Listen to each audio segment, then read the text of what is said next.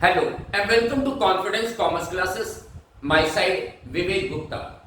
बच्चों हम लोग चैप्टर कंडक्ट कर रहे हैं form of market. Form of market. अब बच्चों हम लोग ने पिछली वीडियो में पढ़ा था कि जहां तक इकोनॉमिक्स की बात है, इकोनॉमिक सेंस में हम लोग मार्केट को चार टाइप में डिवाइड करते हैं। ये चार टाइप की बच्चों मार्केट कौन कौन सी होती है कि perfect competition, monopoly, monopolistic competition and oligopoly market. तो ये चार टाइप की मार्केट हमें इस चैप्टर में पढ़नी है, जिसमें से बच्चों जो फर्स्ट टाइप की मार्केट थी परफेक्ट कंपटीशन, इसे हम लोग ने पिछली वीडियो में पूरा डिटेल से पढ़ लिया था। तो बच्चों आज की वीडियो में हम लोग दो टाइप की मार्केट के बारे में डिस्कस करने जा रहे हैं, और ये कौन सी होंगी आज के लिए? एक होगी मोनोपोली मार्केट और दूसरा होगा मोनोपोलिस्टिक मार्केट। तो बच्चों आज हम लोग इस वीडियो में ये दो टाइप की मार्केट के बारे में हम लोग पूरा डिटेल से पढ़ेंगे। तो चलिए बच्चों स्टार्ट करते हैं आज की पहली मार्केट, जो कि होगी मोनोपोली मार्केट। और समझते हैं बच्चों मोनोपोली मार्केट हम लोग किसे कहते हैं। तो देखो बच्चों बहुत ही सिंपल टर्म्स है मोनोपोली। तो अगर हम लोग इसकी वर्ड मीनिंग देखें, इसका लिटरेचर मीनिंग देखें, तो बच्चों आप ये पाओगे कि मोनोपोली दो वर्ड से मिलकर बनता है मोनो प्लस पॉली। दो वर्ड से बनता है ना, मोनो प्लस पॉली। जहां पर बच्चों मोनो मीन्स होता है सिंगल, मोनो मीन्स क्या होता है? सिंगल। और पॉली बोलते हैं बच्चों सेलर को। पॉली मीन्स सेलर यानी बेचने वाला। तो बच्चों अगर उसके वर्ड मीनिंग देख रहे हैं तो मोनोपोली वर्ड का मीन्स होता है सिंगल सेलर। सिंगल सेलर यानी एक ऐसा मार्केट जहां पर किसी प्रोडक्ट का सिंगल सेलर होता है। ऐसे मार्केट में बच्चों बायर बहुत से होते हैं, लेकिन बेचने वाला सेलर केवल एक ही होता है। तो ऐसे मार्केट को लोग कहते हैं मोनोपोली मार्केट। तो बहुत ही सिंपल टर्म्स है कि मोनोपोली का मतलब क्या हुआ कि एक ऐसा मार्केट जहां पर बायर बहुत से होते हैं लेकिन सेलर केवल एक ही होता है। तो ऐसे मार्केट को कहते हैं मोनोपोली मार्केट। अब क्योंकि बच्चों ऐसे मार्केट में सिंगल सेलर होता है तो उसका कोई कॉम्पिटिटर नहीं होता, उसका कोई राइवल्स नहीं होता। यहां तक कि मोनोपोली फर्म जो प्रोडक्ट बनाती है उसका मार्केट में तो दूसरा कोई सब्स्टिट्यूट भी नहीं होता। यानी ऐसे मार्केट में जो बायर होते हैं उनके पास बच्चों केवल दो ही ऑप्शन बचता है कि या तो उन्हें प्रोडक्ट खरीदना हो तो वो मोनोपोली फर्म से ही खरीदेगा उसके मनचाही प्राइस पर, और अगर नहीं तो he will exit from the market without purchasing, यानी उसको मार्केट से बाहर जाना पड़ेगा बिना कोई माल खरीदे, क्योंकि उसके पास दूसरा कोई अल्टरनेट नहीं है, दूसरा कोई सब्स्टिट्यूट नहीं है। तो ऐसे मार्केट में बच्चों सिंगल सेलर होता है, उसका तो ना तो कोई कॉम्पिटिटर होता है और नहीं वो उसके प्रोडक्ट का कोई दूसरा सब्स्टिट्यूट होता है। तो ये मार्केट बच्चों कहलाता है मोनोपोली मार्केट। तो देखो मैंने इसकी एक मीनिंग दिया आप लोगों को कि it is a form of market in which there is only one seller for a commodity. कि ऐसे मार्केट में केवल एक सेलर होता है, बेचने वाला केवल एक ही होगा। खरीदने वाले बहुत से हैं लेकिन बेचने वाला केवल एक ही होता है। There is no close substitute for the commodity sold by the single seller।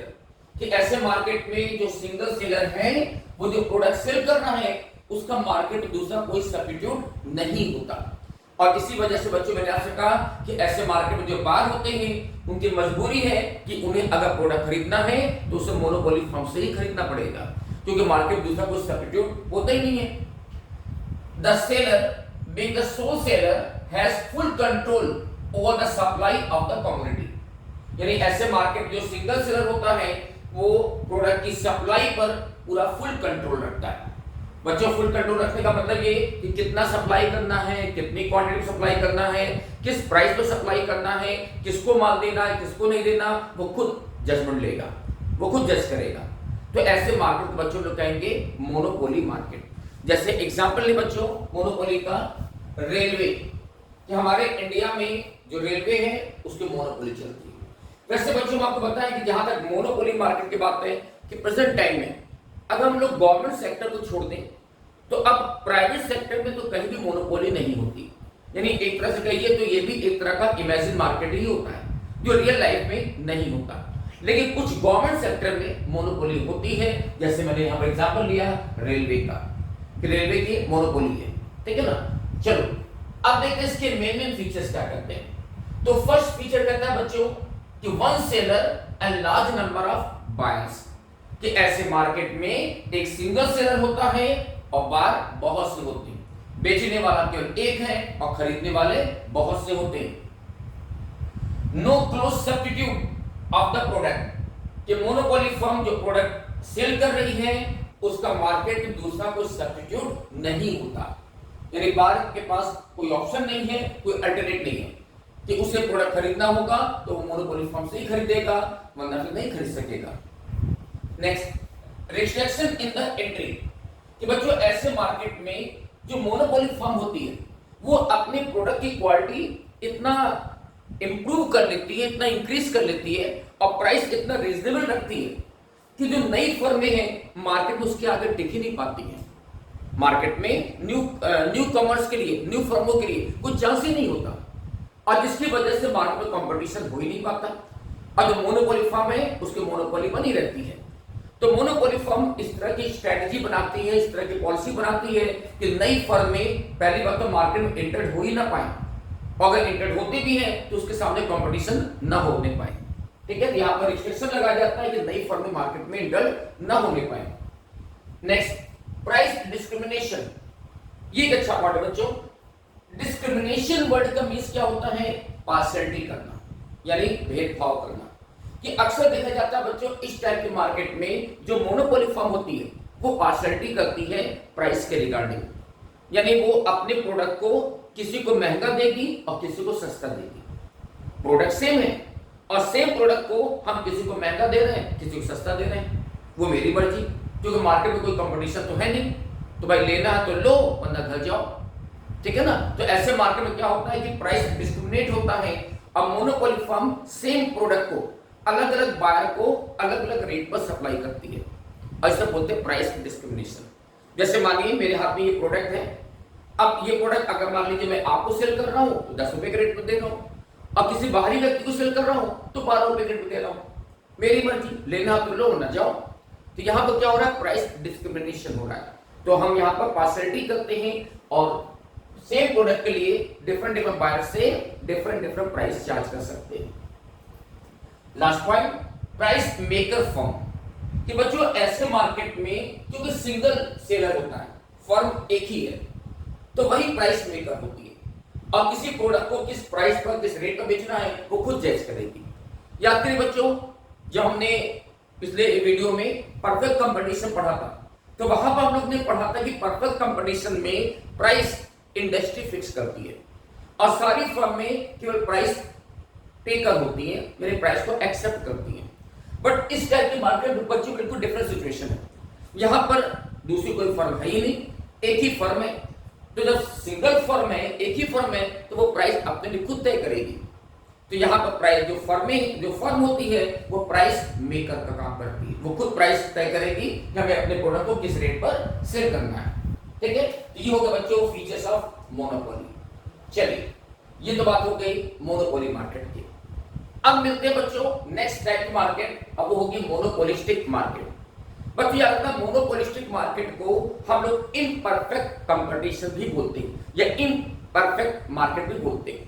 ठीक है, तो इसको मोनोपोलिस्टिक मार्केट कहें या इम्परफेक्ट मार्केट कहें, सेम चीज होगा। चलिए सबसे पहले समझते हैं कि इम्परफेक्ट या मोनोपोलिस्टिक मार्केट हम लोग कहते हैं किससे। तो बच्चों ये जो हमारा मोनोपोलिस्टिक मार्केट है ये एक्चुअली परफेक्ट कंपटीशन और मोनोपोली दोनों का कॉम्बिनेशन है, दोनों का कॉम्बिनेशन है। मतलब कि इसके कुछ फीचर्स परफेक्ट कंपटीशन के होते हैं तो इसमें कुछ फीचर्स मोनोपोली के भी होते हैं, तो ये दोनों का कॉम्बिनेशन होता है। तो देखो मैंने कैसे लिखा कि it can be treated as the mixture of perfect competition and monopoly. तो ये जो मार्केट है मोनोपोलिस्टिक मार्केट, ये परफेक्ट कंपटीशन और मोनोपोली दोनों का मिक्सचर फॉर्म होता है। It is a real life market. बच्चों ये एक इंपॉर्टेंट पॉइंट होगा जिसको अपने पास नोट कर लेना कि it is a real life market. कि बच्चों हम लोग अपनी रियल लाइफ में जो मार्केट जो कंपटीशन फेस करते हैं ना वो मोनोपोलिस्टिक मार्केट होता है। एक्चुअली परफेक्ट कंपटीशन तो टोटली इमेजिन मार्केट होता है और मोनोपोली भी रियल लाइफ जल्दी देखने को नहीं मिलती, वो केवल पब्लिक सेक्टर या गवर्नमेंट सेक्टर में कभी कभी होती है, अदरवाइज प्राइवेट सेक्टर में तो मोनोपोली होती नहीं। तो हम लोग अपनी प्रैक्टिकल लाइफ में, रियल लाइफ में जनरली जो भी कंपटीशन या मार्केट फेस करते हैं वो कौन सी मार्केट होती है? वो होती है इम्परफेक्ट मार्केट, यानी मोनोपोलिस्टिक मार्केट। तो ये जो मार्केट बच्चों, ये रियल लाइफ मार्केट होती है। Okay, this is a type of market in which there are large number of buyers and sellers. कि ऐसे मार्केट में बच्चों सेलर और बायर बहुत से होते हैं, ठीक है ना, बहुत से यहाँ पे सेलर होते हैं, बहुत से बायर भी होते हैं। Producing similar but differentiated products, उनके जो प्रोडक्ट होते हैं वो सेम टाइप के प्रोडक्ट होते हैं, लेकिन उनमें कुछ डिफरेंसेस होता है, जिसकी वजह से उनके प्रोडक्ट की जो आइडेंटिटी है वो अलग अलग होती है। यानी हर प्रोडक्ट की पहचान अलग अलग है, उनकी क्वालिटी, कलर, डिजाइन, ब्रांड्स में कुछ ना कुछ डिफरेंसेस जरूर होता है, और जिसकी वजह से उनमें सेपरेशन होता है। जैसे एग्जांपल ले बच्चों कि मार्केट में एक फर्म हमारी है, एक फर्म आपकी भी है, एक फर्म किसी और की भी है। हम सभी लोग ऑयल बनाते हैं, हम भी ऑयल बनाते हैं, आप भी ऑयल बनाते हो, वो भी ऑयल बनाता है, हम तीनों लोग ऑयल बनाते हैं, लेकिन हम तीनों लोगों की क्वालिटी में, कलर में, डिजाइन में कुछ ना कुछ डिफरेंसेस जरूर होता है, और जिसकी वजह से हम लोग की एक अलग पहचान बनती है। तो ऐसे मार्केट में बच्चों जो प्रोडक्ट होता है वो सिमिलर प्रोडक्ट है, हम लोग सेम टाइप की प्रोडक्ट बना रहे हैं, लेकिन उनकी क्वालिटी, कलर, डिजाइन सेम नहीं होती, कुछ ना कुछ डिफरेंसेस जरूर होता है, which are close substitute to each other, यानी ये प्रोडक्ट होता है एक दूसरे का सब्स्टिट्यूट होता है, ठीक है ना। तो इस टाइप के मार्केट बच्चों लोग कहेंगे इम्परफेक्ट मार्केट। ओके, चलिए अब इसका भी देख लेते हैं फीचर्स क्या कहते हैं। तो सबसे पहले बच्चों आपका large number of buyer and sellers. तो बच्चों इस टाइप की मार्केट में भी जैसे हम लोग ने परफेक्ट कंपटीशन में पढ़ा था, वैसे इस मार्केट में भी लार्ज नंबर ऑफ बायर और लार्ज नंबर ऑफ सेलर्स होते हैं, यानी ऐसे मार्केट में बायर भी बहुत से हैं तो सेलर भी बहुत से होते हैं। ओके, प्राइस डिफरेंशिएशन कि बच्चों ऐसे मार्केट में प्राइस सेम नहीं होता, प्राइस सेम नहीं होता, क्योंकि जितनी फर्में हैं वो अपनी अपनी प्राइस पॉलिसी बनाती हैं, और हर एक फर्म अपने प्रोडक्ट के लिए अपने अकॉर्डिंग प्राइस को फिक्स करता है, जिसकी जितनी कॉस्टिंग आ रही है, जितना उसका प्रॉफिट एक्सपेक्टेशन है, और कई अदर फैक्टर के डिपेंड करते हुए फर्में अपने अपने प्रोडक्ट के लिए प्राइस तय करती है। यानी पूरे मार्केट में प्राइस अलग अलग चल रहा है, कोई मान लीजिए प्रोडक्ट को 10 में बेच रहा है, कोई 12 बेच रहा है, कोई 15 बेच रहा है, ठीक है, तो प्राइस यहाँ पर डिफरेंसेस होते हैं। सेलिंग कॉस्ट कि बच्चों ऐसे मार्केट में हमें अपनी सेल को बढ़ाने के लिए, यानी अपनी डिमांड को बढ़ाने के लिए हैवी कॉस्ट इंकर करनी पड़ती है एडवर्टाइजमेंट के रूप में। तो बच्चों सेलिंग कॉस्ट का मतलब क्या हुआ? एडवर्टाइजमेंट और पब्लिसिटी की कॉस्ट, कि हम चाहते हैं कि मार्केट में मेरा शेयर बढ़े, मार्केट में मेरे प्रोडक्ट की डिमांड बढ़े, तो यहाँ पर जो फर्में होंगी वो हैवी कॉस्ट इंकर करेंगी अपने प्रोडक्ट के एडवर्टाइजमेंट और पब्लिसिटी पर। Okay, next free entry and exit of the firm, कि ऐसे मार्केट में कोई भी फर्म जब चाहे मार्केट में एंटर हो सकता है, फ्री एंट्री है, और जब चाहे मार्केट से एग्जिट भी कर सकता है। उसकी एंट्री या एग्जिट पर किसी भी टाइप का कोई रिस्ट्रिक्शंस नहीं होता। बच्चों अभी हमने पढ़ा था कि मोनोपोली मार्केट देखो क्या होता है, वहां पर रिस्ट्रिक्शंस होता है, वहां पर रिस्ट्रिक्शन लगाया जाता है कि नई फर्म मार्केट में ना आने पाए, बट ऐसा इम्परफेक्ट में नहीं है। इम्परफेक्ट में क्या है? फ्री एंट्री एंड एग्जिट होता है, यानी फर्में यहाँ पर जब चाहे मार्केट में एंटर हो सकती है, जब चाहे एग्जिट कर सकती है, उन पर कोई रिस्ट्रिक्शन यहाँ पर नहीं लगाया जाता। नेक्स्ट इम्परफेक्ट नॉलेज, ये इंपॉर्टेंट पॉइंट बच्चों, कि ये इस मार्केट में जो बायर होते हैं ना, उन्हें प्रोडक्ट की क्वालिटी के बारे में, प्राइस के रिगार्डिंग, प्राइस के बारे में परफेक्ट नॉलेज नहीं हो पाता है, और इसकी वजह से क्या होता है कि सेम प्रोडक्ट मार्केट में अलग अलग रेट पर बिकता है। अब यही प्रोडक्ट आप एक मार्केट जाते लेने के लिए मान लो 10 रुपए का मिल रहा है, अब वही प्रोडक्ट दूसरी मार्केट 15 रुपए का मिल रहा है, अब बायर वहां भी खरीद रहा है। क्यों? क्योंकि उसको प्रोडक्ट की क्वालिटी और प्राइस के मामले में पूरा परफेक्ट नॉलेज नहीं है, और जिसकी वजह से क्या होता है कि कई बार सेलर जो है वो बायर से ज्यादा प्राइस चार्ज कर सकता है, क्योंकि बायर को यहाँ पर पूरा परफेक्ट नॉलेज नहीं होता है, और इसीलिए बच्चों इस मार्केट को हम लोग इम्परफेक्ट मार्केट भी बोल रहे हैं, ठीक है ना। Next last point, price controlling, कि बच्चों ऐसे मार्केट में प्राइसेस सारी फर्में खुद अपने लिए तय करती हैं, हर एक फर्म की अपनी ओन प्राइस पॉलिसी होती है, यानी हर फर्म वाला अपने अपने हिसाब से प्रोडक्ट का प्राइस फिक्स करेगा। वो देखेगा मेरी प्रोडक्ट की कॉस्टिंग कितनी आ रही है, हमें कितना प्रॉफिट चाहिए, मार्केट में डिमांड कैसी है, कंपटीशन कैसा है, और कई चीजों को देखते हुए हर फर्म वाला अपने अपने हिसाब से प्राइस को फिक्स करता है। तो यहाँ पर कोई ना तो कोई इंडस्ट्री प्राइस फिक्स करेगी और न ही फर्म अपनी मनमानी तौर पर प्राइस फिक्स करेगी, बल्कि कई फैक्टर पर डिपेंड करते हुए फर्में अपने अपने हिसाब से प्राइस को फिक्स करती है। तो हर फर्म वाला खुद प्राइस मेकर यहाँ पर होता है। तो ये थे बच्चों फीचर्स ऑफ मोनोपोलिस्टिक मार्केट के। ओके, चलिए हम लोग ने मीनिंग समझ लिया और इसके फीचर्स भी देख लिए। तो अब लास्ट में देख लेते हैं कि इन दोनों टाइप के मार्केट के मामले में हमारा जो डिमांड कर्व है उसका मूवमेंट कैसा होता है, डिमांड कर्व का मूवमेंट कैसे होगा। तो देखो बच्चों, अगर हम लोग बात करें मोनोपोली मार्केट की कि मोनोपोली मार्केट में डिमांड कर्व का मूवमेंट कैसे होगा, तो देखो बच्चों, जब हम लोग मोनोपोली मार्केट की बात करते हैं तो यहां पर जो डिमांड कर्व होता है ना बच्चों, वो ऑलवेज यूनिटरी इलास्टिक होता है। यहां पर जो डिमांड होगी वो यूनिटरी इलास्टिक होगी। अब बच्चों यूनिटरी इलास्टिक हम लोग तो पहले ही पढ़ा था कि मतलब क्या होता है, जहां पर प्राइस और डिमांड में ऑलमोस्ट सेम परसेंटेज का चेंज होता है, यानी जितने परसेंट प्राइस में चेंजेस होता है ऑलमोस्ट उतने ही परसेंट डिमांड में भी चेंजेस होता है।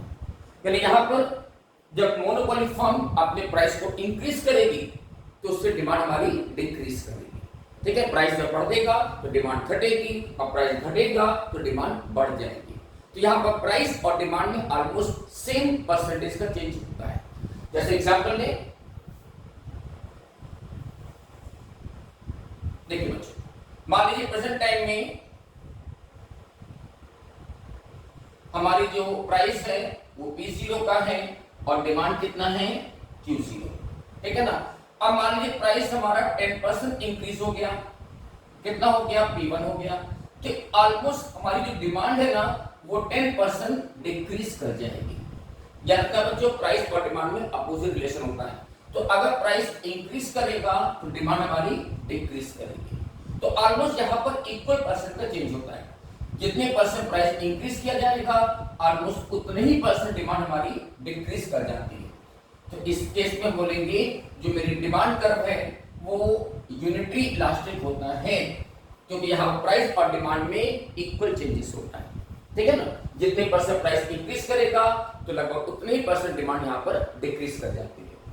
ओके, तो अब बात करते हैं लास्ट बच्चों मोनोपोलिस्टिक मार्केट के बारे में कि मोनोपोलिस्टिक मार्केट में डिमांड कर्व का मूवमेंट कैसे होता है।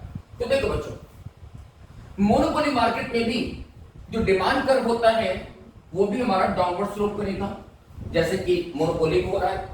यहां पर भी डिमांड कर्व डाउनवर्ड स्लोप करेगा। बट डिफरेंस ये जाता है कि मोनोपोलिस्टिक मार्केट के मामले में यहां पर क्योंकि लार्ज नंबर ऑफ सेलर और बायर होते हैं, सेलर और बायर बहुत से होते हैं, तो यहां पर प्राइस से डिमांड ज्यादा इफेक्ट करती है। यानी प्राइस के कंपेयर में डिमांड में चेंजेस ज्यादा हो जाता है। यानी आप इसको ऐसे समझो कि अगर आप प्राइस थोड़ा सा बढ़ाओगे तो मेरी डिमांड बहुत ज्यादा कम हो जाएगी, और इसका अपोजिट कहें कि प्राइस अगर हम थोड़ा सा घटाएंगे तो डिमांड बहुत ज्यादा बढ़ जाएगी। और इसकी वजह से इस टाइप की मार्केट में जो हमारी डिमांड कर्व होती है वो हाईली इलास्टिक मानी जाती है। अब ये कैसे बच्चों, एग्जांपल लो, डिमांड कर्व।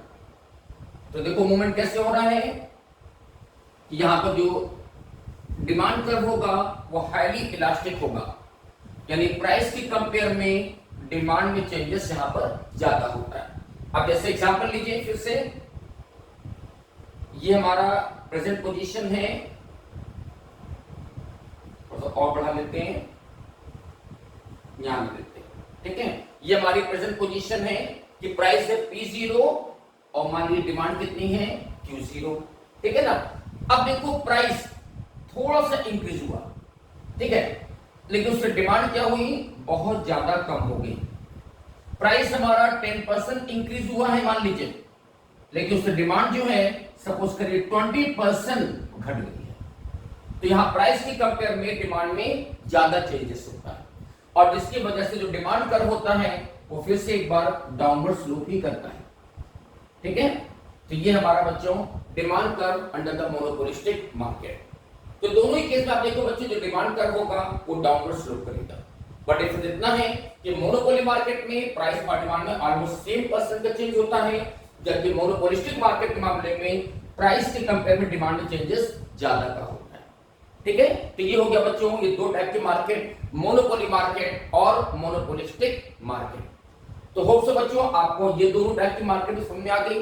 तो हम अपने वीडियो को बच्चों यहाँ पर स्टॉप करने जा रहे हैं आपसे। So good day, thank you and bye bye.